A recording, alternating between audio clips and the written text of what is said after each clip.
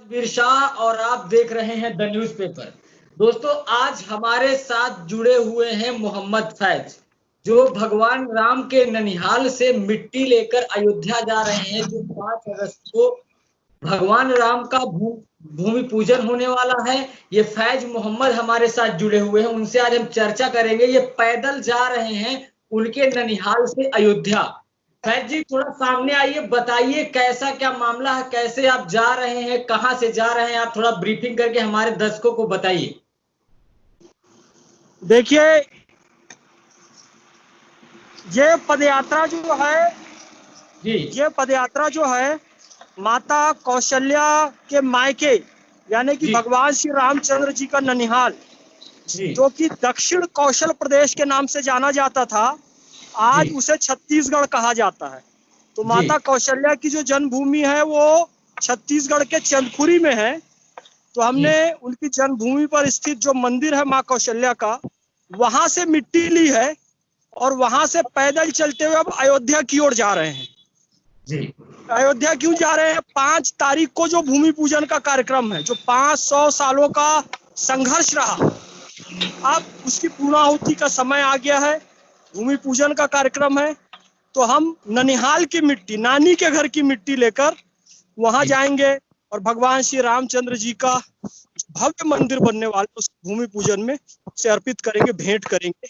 इसलिए पदयात्रा हम कर रहे हैं। फैज जी, एक सवाल और खड़ा हो रहा है कि एक अलग धर्म के आप आते हैं, फैज मोहम्मद आपका नाम है, आप ऐसा कर रहे हैं तो बहुत सारे लोग सवाल खड़ा कर रहे हैं। इसको आप कैसे देखते हैं? आप क्या कहना चाहेंगे उन लोगों से? देखिए, मैं एक बात स्पष्ट करना चाहूंगा, मुस्लिम हो या ईसाई हो, कोई भी हो, ये आज मजहब से अलग हो सकते हैं, पूजा पद्धति से अलग हो सकते हैं, लेकिन पूर्वजों से सब एक हैं। पुरखों से, बाप दादाओं से एक है। हम सबके पूर्वज सनातनी हैं और हम सबके पूर्वज भगवान श्री रामचंद्र जी हैं। हम सब उन्हीं की औलाद हैं। और इस बात को अप्रत्यक्ष रूप से कहें, प्रत्यक्ष रूप से कहें, अल्लामा इकबाल ने भी स्वीकारा है। उन्होंने एक कहा कि इस देश में हुए हैं हजारों मलक सरिश्त, मशहूर जिनके दम से है दुनिया में नामे हिंद, है राम के वजूद पे हिंदुस्तान को नाज, अहले नजर समझते हैं उनको इमाम हिंद। यानी हिंदुस्तान का जो लीडर है, भारत कैसा होना चाहिए, तो राम के आदर्शों वाला, राम राज वाला भारत होना चाहिए। ये ना केवल महात्मा गांधी ने इस बात को कहा है, ना केवल तुलसीदास जी ने कहा कि राम राज काहू नहीं व्यापा, दैहिक दैविक भौतिक तापा, सब नर करही परस्पर प्रीति, चल ही स्वधर्म निरत श्रुति नीति। तुलसीदास जी ने कहा, गांधी जी ने कहा और अल्लामा इकबाल ने भी इस बात को स्वीकार किया है। तो दिक्कत नहीं आएगी यदि आप अपने पूर्वजों की सच्चाई को स्वीकार कर लेंगे। दोनों तरफ के लोग, कुछ सनातनी भी कहते हैं कि मोहम्मद फैज खान मुस्लिम है तो वो क्यों कर रहा है। यार, मेरे पुरखे भी राम जी हैं, और जो आज सनातनी है उसके पुरखे भी राम जी हैं, और जो भारत का ईसाई है उसके पुरखे भी राम जी हैं। इस सच्चाई को हमें स्वीकारना पड़ेगा। मैं आपको राम भक्त कहूं तो कोई बड़ी अतिशयोक्ति नहीं होगी। आप जितना राम से प्रेम कर रहे हैं, छत्तीसगढ़ से पैदल चलकर अयोध्या जा रहे हैं, जो शायद बहुत गिने चुने कम लोग हैं ऐसा करते हैं। वैसे फैज जी, कितने किलोमीटर अभी आप जा चुके हैं? जी, कितने किलोमीटर पैदल अभी आप जा चुके हैं? हाँ, मैं रायपुर से निकला हूँ और लगभग 90 किलोमीटर मैं चल चुका हूँ। कल निकला था, कुल मुझे 800 किलोमीटर चलना है। आज का मेरा 20 किलोमीटर और बचा हुआ है, 20 किलोमीटर है ना। फिर कल चलूंगा मैं। ऐसे करके प्रतिदिन 60 किलोमीटर चलते हुए मैं 4 तारीख को अयोध्या धाम पहुंच जाऊंगा। अच्छा, ये बताइए अभी आप कहाँ पर हैं एक्चुअली, क्योंकि बहुत सारे लोग आपसे जुड़ना चाहते हैं, बहुत सारे लोग आपके विषय में जानना चाहते हैं, आपकी हेल्प करना चाहते हैं, आते जाते आपकी मदद करना चाहते हैं। तो एक्चुअली आप चल कहाँ रहे इस समय? रायपुर से अयोध्या के मार्ग पे हूँ मैं। रायपुर से अयोध्या के मार्ग पे, रायपुर, बिलासपुर, शहडोल। आज बिलासपुर रुकना है हमको। जी, तो आप बिलासपुर रुके हुए हैं। तो ये बताइए, अयोध्या में से आपको निमंत्रण आया है कि किस लिए जा रहे हैं? कि आप अपने मन को शांत करने के लिए, अपनी भक्ति की वजह से ऐसा कर रहे हैं? कैसा बताना चाहेंगे दर्शकों को आप?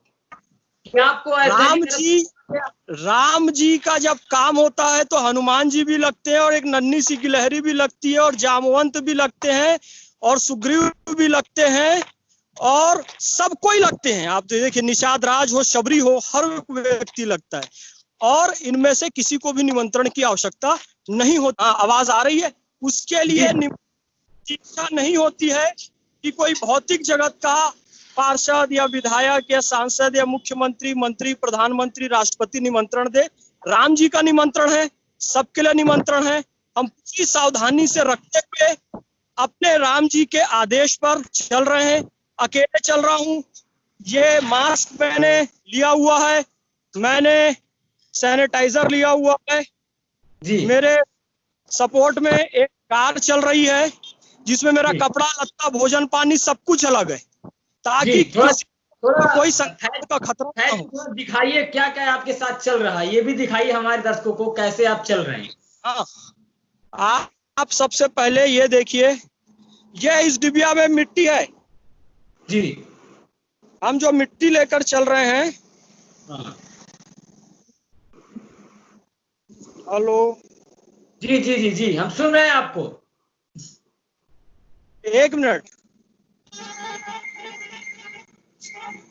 ये मिट्टी की डिबिया है, इसमें मिट्टी है।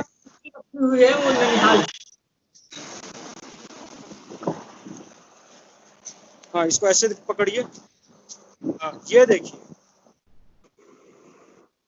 तो दोस्तों देखिए, फैज मोहम्मद है जो ननिहाल से मिट्टी लेकर आए हैं, वो दिखा रहे हैं आपको हमारे इस लाइव सेशन में। आप देख सकते हैं ये डिबिया में इन्होंने मिट्टी रखी हुई है।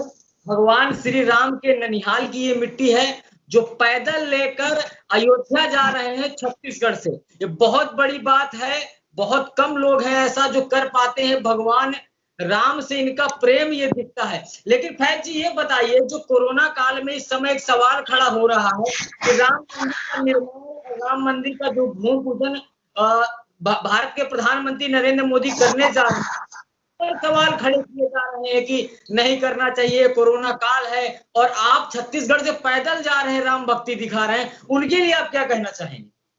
जी, मैं ये कहना चाहूंगा कि कोरोना काल में सावधानी रखनी चाहिए, इसलिए मैंने बताया कि सैनिटाइजर भी है और मास्क भी है, और मेरा भोजन पानी, बिस्तर, कपड़ा सब कुछ अलग है। ये जो गाड़ी दिख रही है आपको, दिख रही है, उसमें अलग से मैंने रखा हुआ है। तो मैं किसी की ना कोई चीज इस्तेमाल करूंगा, ना किसी को दूंगा। और बहुत सारे साथी मेरे साथ पैदल चलना चाहते थे, सबको स्ट्रिक्टली कहा गया मैं सबकी भावना लेकर चला जाऊंगा, क्योंकि कोरोना काल है। किसी हमारी इस यात्रा पर या भगवान श्री रामचंद्र जी के इस पुण्य कार्य पर कोई राक्षसी प्रवृत्ति का व्यक्ति प्रश्न चिन्ह ना उठा पाए, इसलिए बहुत ही सीमित लोग वहां पर भी रहेंगे, और बहुत ही सीमित लोग जा रहे हैं, वो भी अकेले, बिल्कुल अकेले, ताकि किसी प्रकार का संक्रमण का कोई प्रश्न ना रहे। ये हम कहना चाहते हैं। फैज ये बताइए, जिस तरह से महाराष्ट्र से शरद पवार साहब का एक बाइट आ रहा है कि कोरोना काल में प्रधानमंत्री नरेंद्र मोदी को मंदिर निर्माण में नहीं लगना चाहिए, कोविड-19 को देखना चाहिए, आप इसको कैसे देखते हैं? हाँ, वो कोरोना काल नहीं होता तब भी वो विरोध करते। ये बताओ, पिछले 500 साल से तो कोरोना काल नहीं था, और उनकी विचारधारा पिछले 500 साल से, जी, पिछले 500 साल से कोरोना काल नहीं था, लेकिन शरद पवार जी और उनके जैसी विचारधाराओं के लोग तब से राम मंदिर निर्माण का विरोध करते हुए आ रहे हैं। भाई, आज से 2 साल पहले कोरोना काल था, पहले था 10 साल पहले था, नहीं था। जी जी। तो कोरोना काल तो एक बहाना है इनका, जबकि पूरी सावधानियां बरती जा रही हैं, और इनकी मंशा इसके पहले भी कई बार कोर्ट गए राम मंदिर के काम को काल्पनिक कहा, मिथ्या कहा। जो राम सेतु है उसको मिथ्या कपोल कल्पित कहा। तो गांधी जी के आप देखेंगे समाधि पर हे राम लिखा हुआ है, वो भी मिथ्या है इनके लिए। राम जी मिथ्या, सब कुछ मिथ्या है। तो अब इनको ये बहाना मिला है।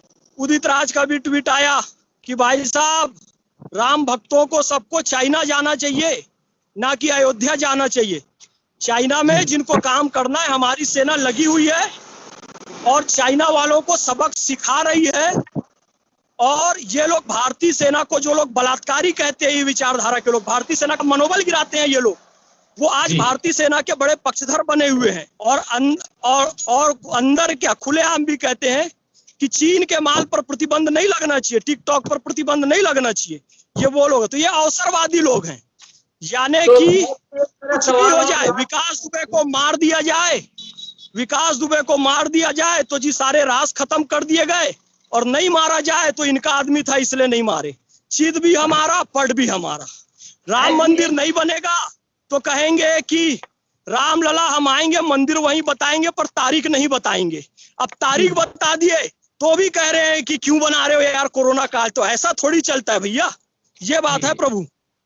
नहीं फैज जी, एक बात ये बताइए, आपको अभी कितने किलोमीटर पैदल चलना है, ये भी हमें बता दीजिए। कितने किलोमीटर भैया पैदल जाएंगे?